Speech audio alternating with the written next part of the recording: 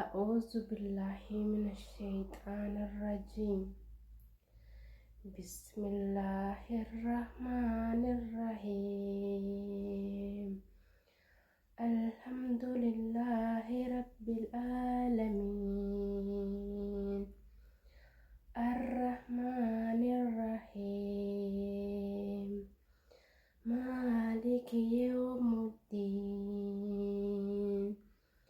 إياك نعبد وإياك نستعين. اهدنا الصراط المستقيم صراط الذين أنعمت عليهم غير المغضوب عليهم ولا الضالين. آمين. قولوا الله أحد الله الصمد لم يولد ولم يولد ولم يكن له كفوا أحد. صدق الله العظيم. afaan salaataa jechuudha.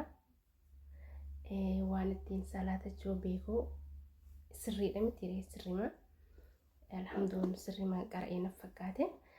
so maaliif aniin tuni waan qaraatti qara'ee hin jirreefini inshallah hawwii quraana yeroo baay'ee ni qabaa garuu quraana ni dhaggeeffadha. inshallah rabbi jedhe qara'ee haafizul quraan ta'a rabbi jedhe rabbiin inshallah qaraatii online illee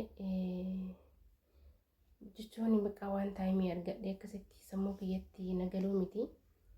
hawwiin kiyya inshallah abbaa mana kiyya gaafa rabbiin abbaa mana gaarii naaf kenne kan yeroo naaf kennu kan yeroo anis isaaf kennu naaf kennee yeroo waliif kennine abbaan mana kiyya akka jechuudha quraana na barsiisee gaafa rabbiin yeroo nuuf kennee qaraatii tiyyallee qara'ee quraana kiyyallee baradhee seeran bareechee haafizul quraan hin ta'u abdiin guddaan ofirraa qaba inshallah. quraana hawwii quraanaa hedduudha qaba inshallah rabbi jedhanii baradha.